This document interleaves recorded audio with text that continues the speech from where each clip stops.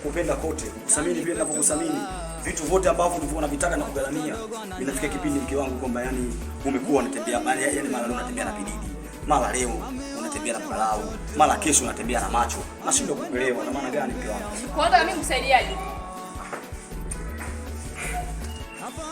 Unataka hapo nikusaidiaje mimi labda? Mimi nitaka mke wangu kama ikiwezekana. Yaani wewe kwamba unisamini mimi tu kwa sababu mimi ndio mtu ambaye ninayekupenda. Hao wengine wote wanakongopea mke wangu. Leo una na njia unahangaika na unatanga na njia namna hii. Itafikia kipindi watakuja kudharau wao, watakuja kurudi kwangu mimi mke wangu. Mimi napenda kukushauri, sawa?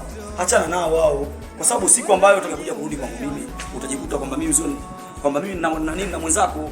Unafikiri sana najali? Wewe unataka umchukue mwenzako, umchukue nini? Sijai chochote. Mke wangu. Kiukweli mimi nakupenda sana. Kwa kama nakupenda. Nisikilize. Nisikilize sana. Nikusikize nini hapa nitakachokuelewa mimi? Hivi wewe labda nikwambie kitu kimoja. Hivi unaona kwamba labda mimi ninapokuambia kwamba nakupenda na kubembeleza sio maana yake? Na kwamba nakubembeleza. Kwamba unaona kwamba wewe ndio kila kitu, kwamba unaona kwamba mimi yani bila wewe siwezi kufanya chochote sio maana yake? Usinipandishie kibesi chako, umesikia? Mimi nakupandishia kwa sababu gani? Mimi kitu ambacho ninachokuambia naamini kwamba kitakacho kutokea siku hapo. Kitu gani kitakachokuja kutokea? Kitu gani labda? Basi sawa, haina shida, haina shida. Haina shida. Fine.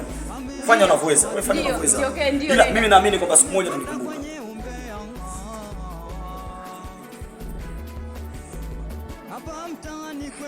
Nikumbuke wewe nani? Umekuwa baba taifa ambaye nikumbuke. Nyenya kumbuke wewe. Wewe kwa mkawa pasi la kiashada wewe mbwa nini? Siku moja utanikumbuka tu.